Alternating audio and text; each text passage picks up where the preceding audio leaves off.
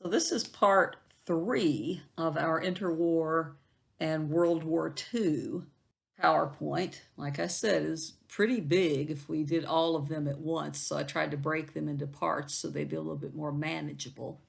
But here in part 3, we're going to start right after I had said the tide will turn, for the Allies, and certainly, pretty soon the rest of the world would figure out what was going on in Germany.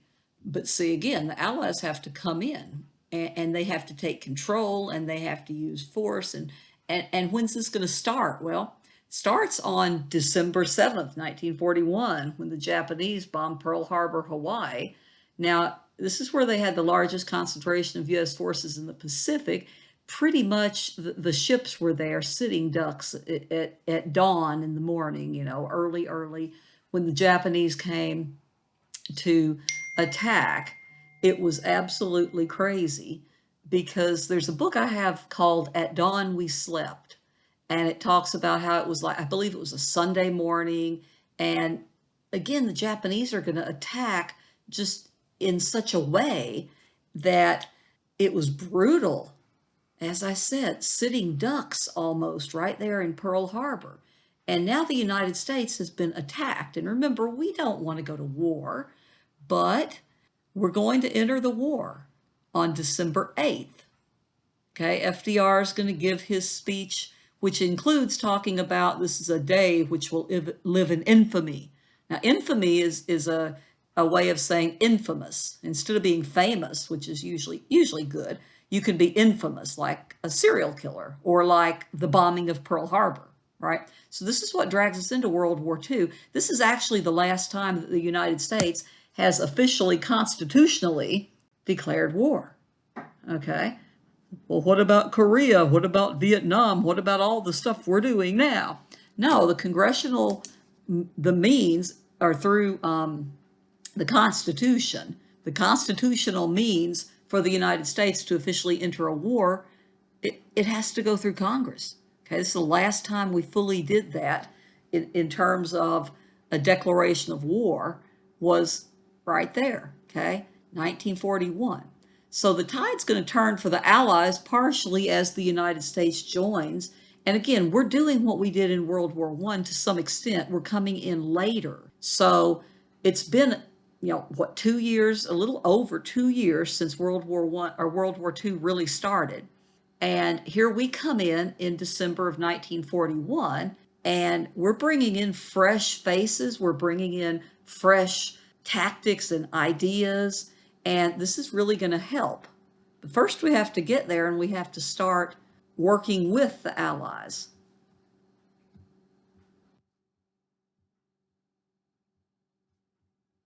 The second slide is a little bit repetitious, but it doesn't hurt you, okay? So we've got, the one reason I think I repeated it too was because I like the comic over there. I like the kamikaze fighter. Now the word kamikaze means divine wind, and these are going to be the suicide bombers. They're going to be coming in to take as many people with them as they can. And I like that comic. You've got, notice the, death back there on the back of the plane with his suitcase, where he's got all those stickers and stamps and whatever from all the places he's been. And that's the significance of that. So again, everything I just said, plus December 11th, 1941, Germany and Italy declare war on the United States. So this is it. Here we are in World War II.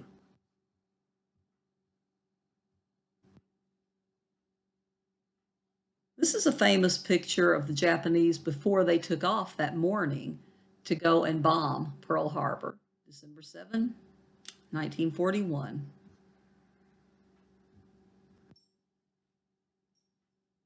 So who are the combatants in this war?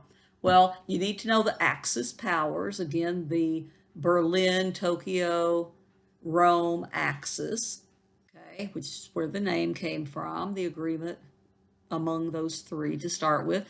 Now, you have other lesser nations you don't have to really worry about knowing, but Germany, Italy, and Japan you need to know.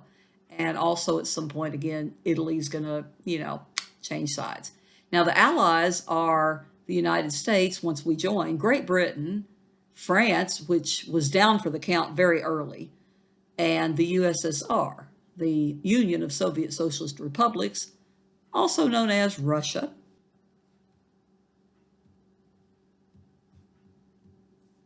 So we're going to see changes that start to go in the Allies' favor on three major fronts, okay? Now, the three major fronts, we have the East, and this is where you see the Germans losing a third of their troops in the big failure called Operation Barbarossa. That was the code name for the invasion of Russia, remember, where we had the cartoon where Hitler was stabbing Stalin in the back, because, I mean, Hitler and Stalin were effectively allies. They had the whole agreement, but they were effectively allies at that point, and then Hitler betrayed Stalin, and the Germans, though, they weren't able to take Moscow. I mean, the same thing as I said about Napoleon. It's not going to happen. And then that makes the Eastern Front turn in favor of the Allies, and there's going to be more going on there. The British troops are going to defeat Erwin Rommel. His name was Erwin Rommel, German commander known as the Desert Fox. He was in command of the Afrika Korps in the North African theater. And then out in the Pacific, we had the Battle of Midway. Now, the Japanese were holding on to the Pacific theater of war, the theater, meaning the front, right, for a long time by that point, for a while.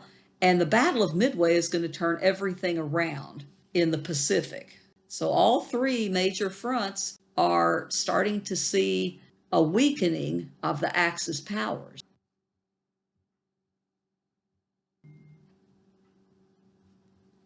So we have a famous picture here as well. This is the U.S. Marines landing at Guadalcanal.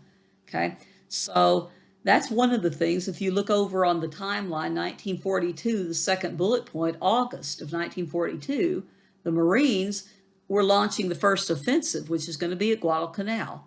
And again, very famous photograph. Now look above that, you see the U.S. forces are going to win what I mentioned earlier, the Battle of Midway against Japan, which is really going to be a victory, and it's going to help us win the Pacific eventually, win in the Pacific theater or the Pacific front. Now, what halted the Nazis over on the Eastern front was the battle for Stalingrad. Okay, Russia's going to halt the Nazi advance into the USSR or Russia. So again, there's just that's a confirmation of how things are changing.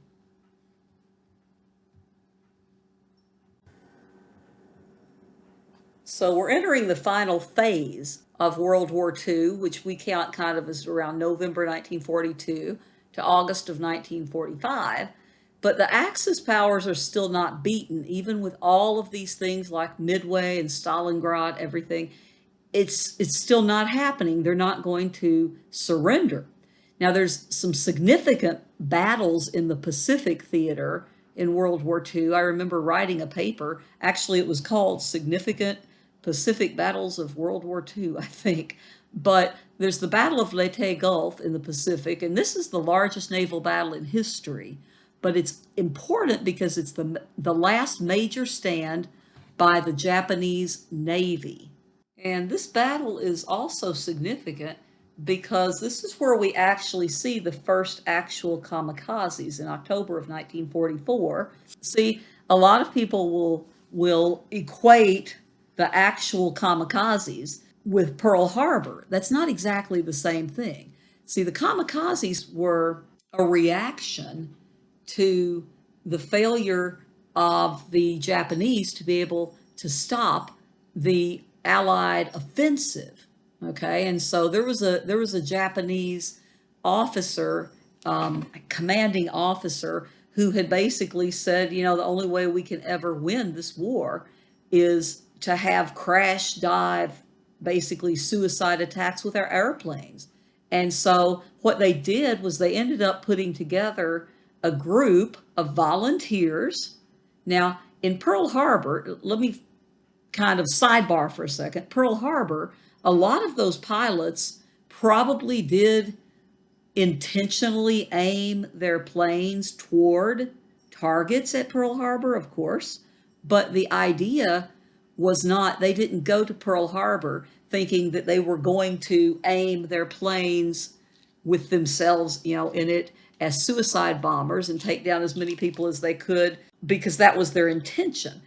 What had happened at Pearl Harbor was the ones that were already badly damaged. We think that that's where they started, maybe aiming their planes at targets, right? The actual kamikazes, though, these were real, actual volunteers that came into it knowing that that was their job. And there were more than 5,000 kamikazes that are going to die in this Battle of Leyte Gulf. And their 5,000 kamikaze pilots are going to take down less than 40 ships. 40 ships, 5,000. Now, by the time the war was over, it'll be over 1,000 of these kamikazes who have, most of the time, they're going to be diving right into the warships, okay, catching them out, catching the Allies out in the open seas.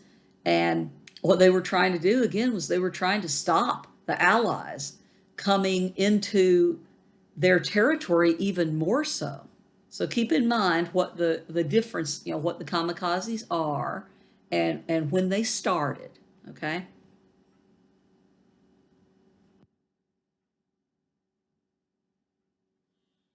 So we're moving toward Allied victory from 1943 to 1945. And we can see this also evident with the meeting in Tehran in Iran in 1943.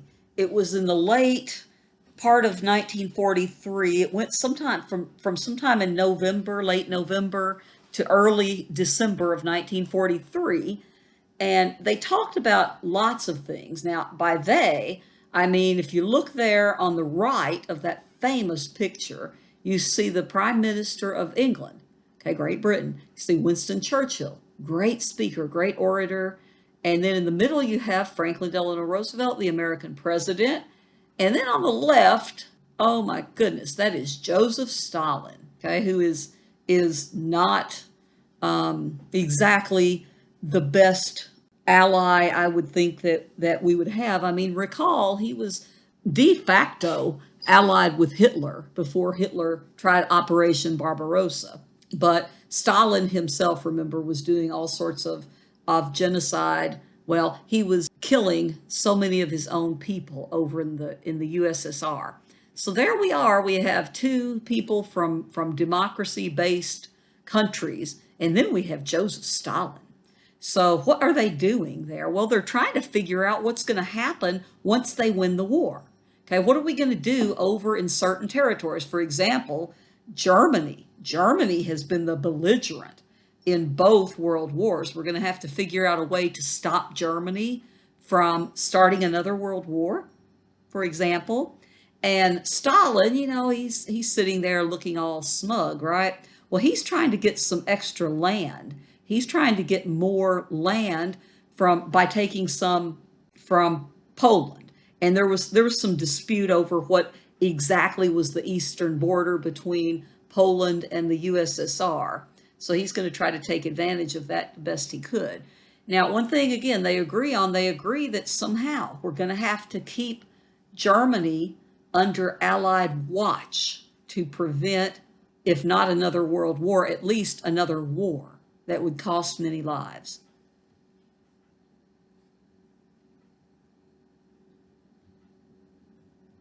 Here's a little bit more of a timeline. So we look at 1944, and June 6th, we have what's called D-Day. This is going to be invasion of the French coast of Normandy. Remember, France had been down for the count for such a long time, if you recall. And what this marks is when we have the Ally invasion from the coast of Normandy, this is the beginning of the end, we say, of the Nazi domination on the continent of Europe. And landing at the beach of, the beaches of Normandy, that's where we have a lot of great stories that have come down to us and great heroes from the Allies.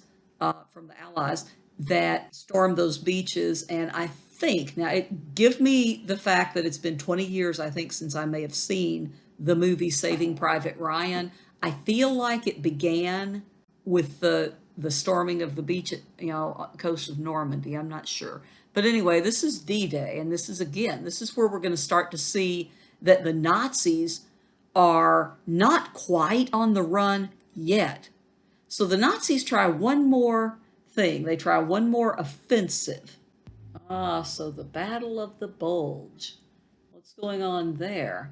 Well, this is, for one thing, this is the last, as I said, Nazi offensive, but also it's the largest battle that Americans were involved in World War II.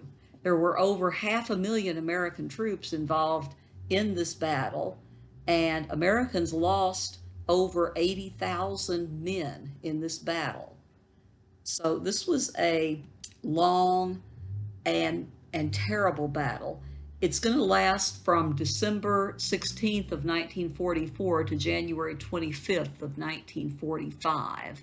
And this battle happened in Belgium, and it's at the Ardennes Forest. Sometimes it's called the Battle of the Ardennes Forest. But this was the Germans' only chance at that moment, they thought, to actually defeat the Allies. And their objective, of course, was to try to push the Allies back. They were trying to push the Allies back, and they were unable to do so. And that was, this is one of the reasons it was so important, because the Germans were trying to turn everything around with this one battle, but they weren't able to ever do it again. They were never able to launch an offensive attack again in World War II. So now we say they're in retreat. So 1945 comes. Okay, and if this were a class in World War II, there's a lot of details in there. And if you're a history major, if you like history, and you want to major in it or anything, social studies or whatever, when you get to grad school and you get a master's degree, you can easily find classes in World War II. I took a class in World War II, and that's all you do. You talk about World War II. There's actually one here, come to think of it, at ECTC, if anybody's listening to this that's interested, that Dr. Stearns teaches sometimes online and sometimes in person, and it's called History 120, come to think of it, and that's all World War II. You get a lot more details in there. But anyway, back to the bare bones here that we're doing in a survey class. So April, we have Hitler committing suicide, 1945. So Hitler and some of his guys are hiding in an underground bunker. He's got his wife, he had just married her not long before that, Eva Braun. And in the underground bunker, Hitler is going to do two things. He's going to take a cyanide tablet and he's going to shoot himself. So Hitler's gone. And then Berlin is going to fall to Russia within just a few days. Germany is going to surrender unconditionally on May 8th of 1945. Now things are going to get, if possible, even worse in terms of human, I don't even know how to say this, in terms of the things that humans do to each other to cause pain. We're about to do something that had never been done before and thankfully has never been done since then. Okay, so August 6th, the United States is going to attack Japan using the first atomic bomb that was ever dropped. And the atomic bomb, this is where you see the pictures of the mushroom cloud, and it's where you hear about the Manhattan Project, where the United States had put together all these many scientists trying to figure out a way to create an atomic bomb. And they said, most of them said until their dying day, if they were asked, that they really didn't know exactly how powerful that bomb would be. Well, both of the bombs, but the first one, when they heard and they saw what had happened, they were astonished in some ways that it was that powerful. So this great power was unleashed, and one of the reasons that the president, FDR, had approved the Manhattan Project was because Albert Einstein had said that he thought the Germans were working on something like that. And so it was kind of like a race as to see who would get the bomb first. And so anyway, yeah, we drop the first, and as I said, last so far, thankfully. Well, sorry, the first two. But the first one is going to be on the Japanese city of Hiroshima, and the devastation is unbelievable. You can look at pictures, you can read about it, but I can only imagine what it would have been like, because there were people there who were standing, and apparently when the bomb went off, about 70,000 people were vaporized if they were within a certain range. And then some people that were vaporized, you would see, this is how powerful it was, you would see their shadows burned into the concrete, or a wall behind them, or on the ground where they were. And then they weren't there anymore. And then for a long time, you had sickness. You had a lot of radiation sickness for the people that survived. And there were some, when I was probably, I don't know, I was young. I was probably 8 years old, maybe 9. I know I was still in elementary school. And I became really completely obsessed with the bombing of Hiroshima and Nagasaki, and kept reading this one book over and over from the school library and looking at the pictures. And it was one of those things that was so awful and terrible that I just couldn't forget it. I couldn't stop thinking about it. So anyway, that's always been something that interests a lot of people who aren't even maybe all that interested in history. Usually people kind of stop and think, when we mention the atomic bombs. So the first atomic bomb hits Hiroshima on August 6th, and then we're going to warn the Japanese. Okay, we're going to say, look, we need you to surrender, take this seriously. And they had dropped these pamphlets, and basically the pamphlets were we're not entirely sure exactly about what happened, but we know that there were cities that got these pamphlets. Now, was this to warn the people in the cities? I mean, what were they going to do? Where were they going to go? And plus, I mean, was something like this, right? So, once the first atomic bomb had been dropped, then it was Truman at this time, see, because FDR had died back in February of 1945. Okay, so Truman was now president, and he had told the Japanese after Hiroshima, he said, quote, to expect a rain of ruin from the air, the like of which has never been seen on this earth. So they didn't want to surrender after the first bombing, and then we dropped the second bomb. And Japan is going to surrender on August 10th, and they're going to surrender unconditionally, which is very important because it shows that they were just done with this. Now, Emperor Hirohito, he had been raised, if you recall, I think I mentioned, he had been raised to believe that political things were beneath the emperor. So whatever his military leaders did, he had just said okay. But by this point, he knew that it was pretty important that they actually accept that they have lost this war.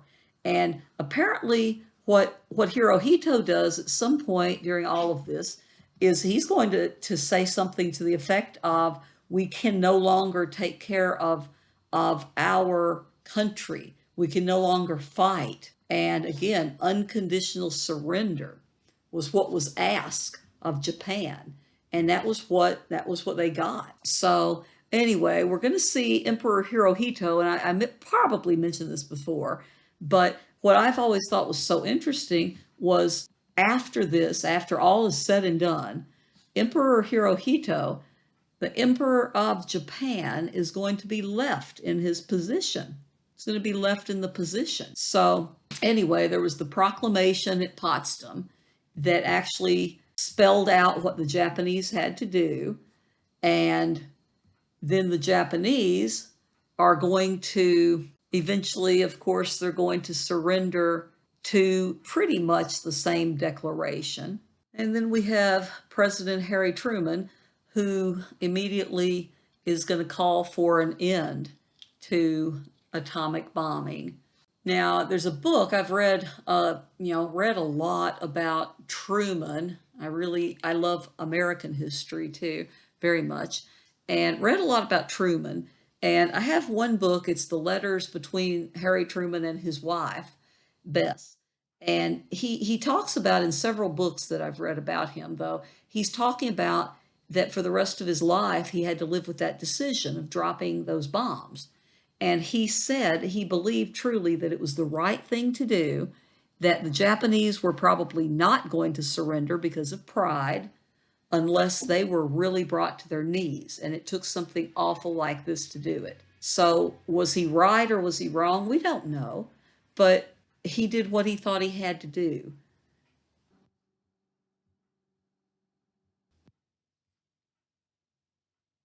When the Allies get into Nazi Germany, they're shocked at what they find.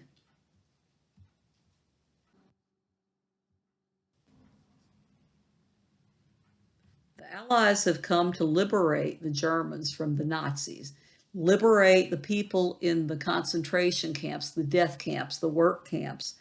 And these are a couple of pictures of the Allies, have come in to this thankful group of people who were, again, in the camps.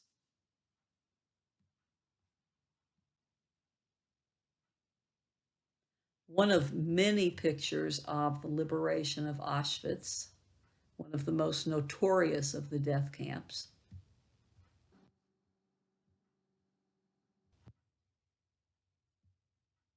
So here's the one of the gates outside of Dachau, and this is American soldiers there at the liberation of this notorious death camp. And this one's very special to me in a sense that my dad was in World War II, and he was at Dachau. He was a medic in World War II, and his group, they went in there, and he didn't talk much. I always say that the people from that generation, the things that they went through, the greatest generation, the things that they went through, they just didn't really talk about it. Even war, you had to pull it out of them. But I did a lot of research on my dad's, on his group and so on. But just the fact that I know he was a medic and just the fact that I know he was there, it makes me know for certain that he would have been trying to help these people who needed the medical attention. And when they got there, I mean, I wish he would have talked more, or I wish he was still here today and would talk more to me now about this. But when they got there, the Allies got there, there were over 40 train boxcars outside the camp with about 2,000 dead bodies that the Germans were trying to go, to get rid of, to hide them. So they were just sitting there rotting, and they say the smell was terrible, as of course it would be. And I've had students who have gone there, and they've said, independent of each other, they've told me, well, I went there, my family went there, and so on. And it's like you can smell and feel death there all these years later.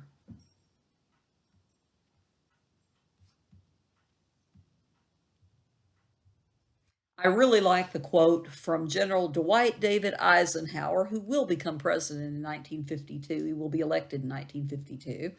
Eisenhower said, "Our forces liberated and mopped up the infamous concentration camp at Dachau. Approximately 32,000 prisoners were liberated. 300 SS camp guards were quickly neutralized." Now, the neutralized, that's the part I like. Okay, I want to imagine how those inhumane people were neutralized as the Allies came in and helped the people who had been held there.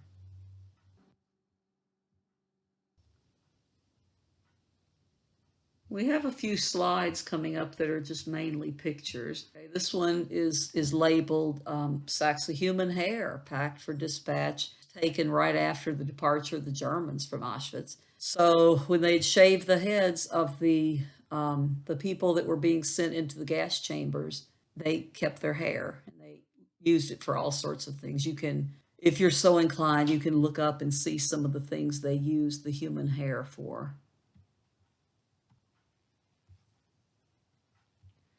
And here's the clothing from part of there wasn't just this one part, there were more. And again, look at that. It's stuffed to overflowing with clothes from the prisoners, from the people that were sent to the gas chambers, or the people who were starved to death, or the people who were shot because some Nazi got pissed off for a minute or whatever. So I'm sorry, I always get emotional. It doesn't matter how many years I teach this or how much I've studied about it. This particular thing always makes me emotional. So I'm sorry. I think that we should always remember what happened and we should look at it and be emotional about it. We should not be able to look at this without feeling something.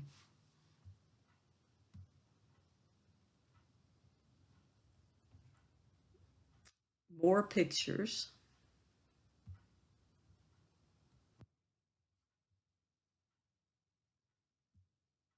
And if you ever get numb to thinking about things like the Holocaust and the camps and the irrational murder and hatred of the Nazis, look at the pictures and look into the faces of these people.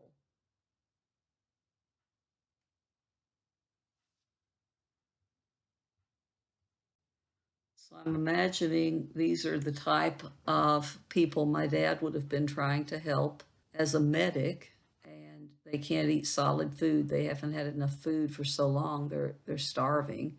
So they're given sugar cubes to give them strength, and that's that's what the one guy on the left is holding in his hand. You can see very clearly.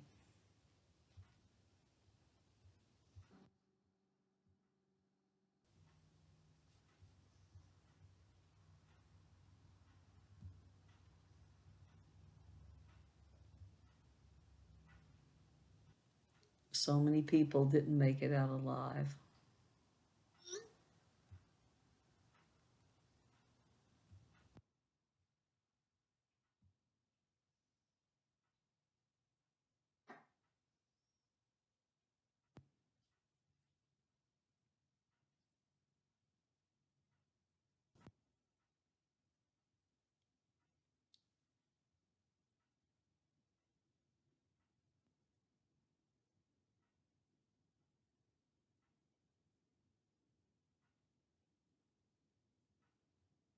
It's been a long time, but even though most of that generation that fought the war, not and not all of them, of course, but most have passed away, like my dad.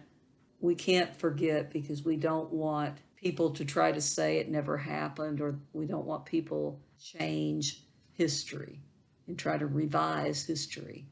So we need to keep in mind that this was something that happened. It was something that was not just a one shot. It could be, it could happen again. It could happen in many different places if people don't pay attention to history and try to learn from it and tell your children the stories and make sure that we don't lose our history about something this important.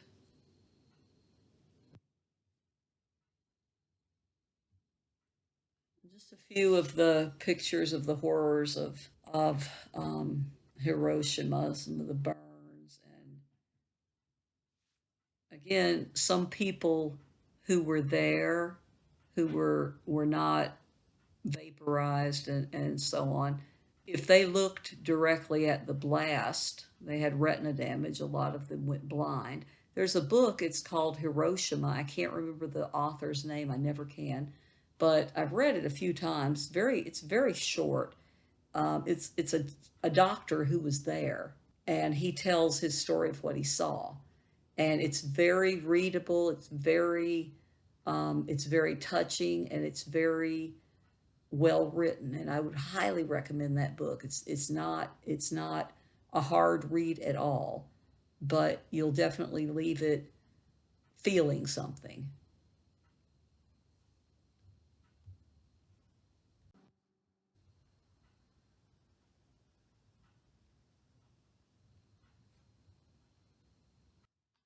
And there's just a few from the destruction at Nagasaki.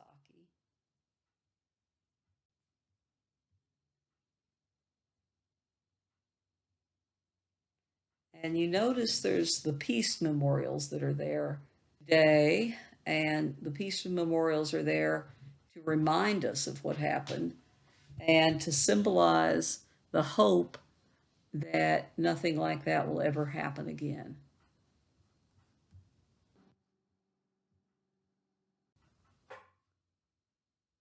So we end by saying that the Yalta Conference had happened back in February of 1945 before FDR died. FDR, Winston Churchill, and Joseph Stalin drew up their plan for post war Europe, building on what they had talked about at Tehran, and Germany would be partitioned into four zones of occupation by the Allies.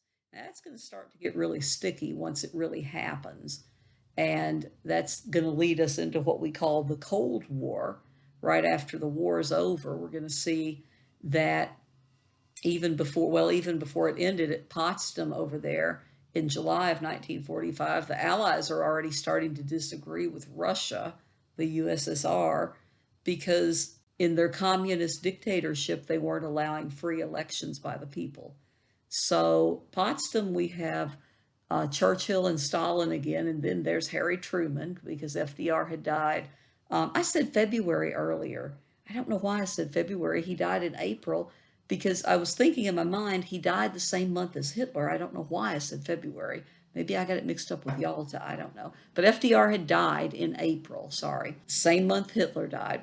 And after all this is said and done, the fact that the United States and Great Britain were allies with the Soviet Union was an aberration. It was not going to happen again. And we ended up going from 1945 up until 1989 through 1991. The Soviet Union was really falling.